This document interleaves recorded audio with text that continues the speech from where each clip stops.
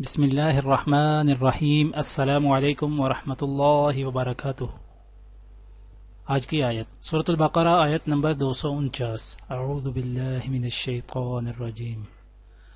فلما فصل طالوت بالجنود قال ان اللہ مبتلیکم بنہر فمن شرب منه فليس مني ومن لم يطعمه فإنه مني إلا من اغترف غرفة بيده فشربوا منه إلا قليلا منهم فلما جاوزه هو والذين آمنوا معه قالوا لا طاقة لنا اليوم بجالوت وجنوده قال الذين يظنون أنهم ملاقو الله كم من فئة قليلة غلبت فئة كثيرة بإذن الله والله مع الصابرين۔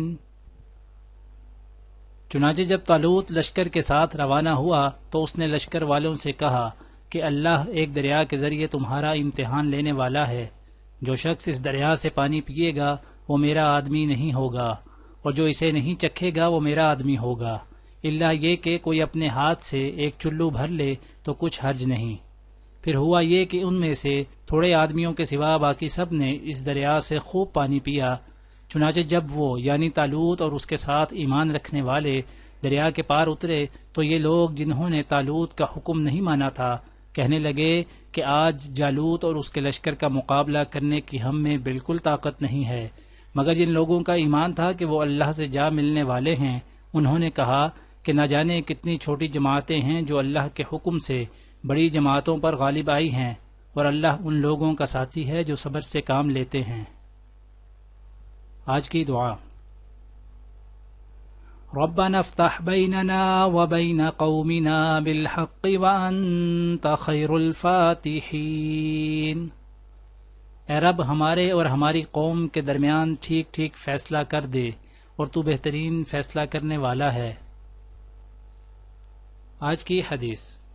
ام المؤمنین حضرت عائشہ رضی اللہ تعالی عنہ فرماتی ہیں کہ جب مؤذن صبح کی دوسری اذان دے کر چپ ہوتا تو رسول اللہ صلی اللہ علیہ وآلہ وسلم کھڑے ہوتے اور فرض سے پہلے 2 رکعت سنت فجر ہلکی پھلکی ادا کرتے۔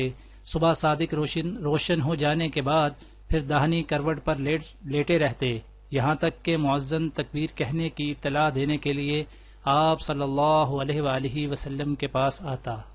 دعا ہے کہ اللہ تعالی دنیا اور آخرت کی تمام بھلائیاں عطا کرے، عمل کی توفیق دے۔ سبحان ربک رب العزت عما یصفون وسلام علی المرسلین والحمد للہ رب العالمین، آمین۔